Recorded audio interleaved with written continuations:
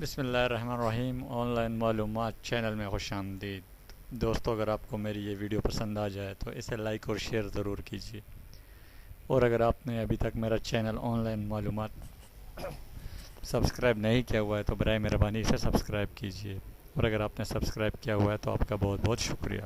اب چلتے ہیں اپنی ویڈیو کی جانب۔ سری لنکا کے خلاف ویرات کوہلی کا گولڈن ڈک ذمہ دار زینب عباس قرار۔ سری لنکا کے خلاف ویرات کوہلی کا گولڈن ڈک ذمہ دار زینب عباس قرار دے دیا گیا ہے۔ تفصیلات کے مطابق چیمپئن ٹرافی کے سلسلے میں اہم میچ میں بھارت کو سری لنکا کے ہاتھوں شکست کا سامنا کرنا پڑا۔ سری لنکا کے خلاف بھارتی ٹیم کے کپتان ویرات کوہلی بنا کوئی رن بنائے آؤٹ ہو گئے۔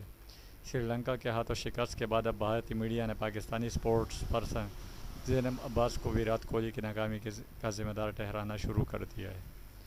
زینب عباس نے سری لنکا کے خلاف میچ سے قبل ویرات کوہلی کے ساتھ ایک سیلفی لی تھی۔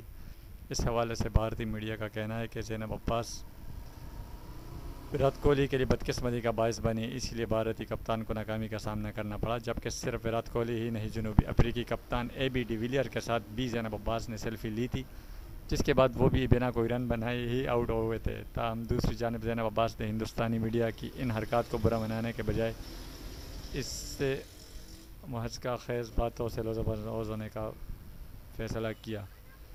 بات تو ہے ویسے ویرات کوہلی بھی زیرو جبکہ اے بی ڈی ویلیئر بھی زیرو۔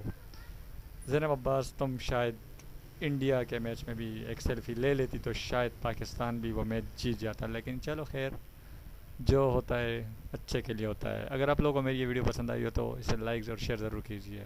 بہت بہت شکریہ۔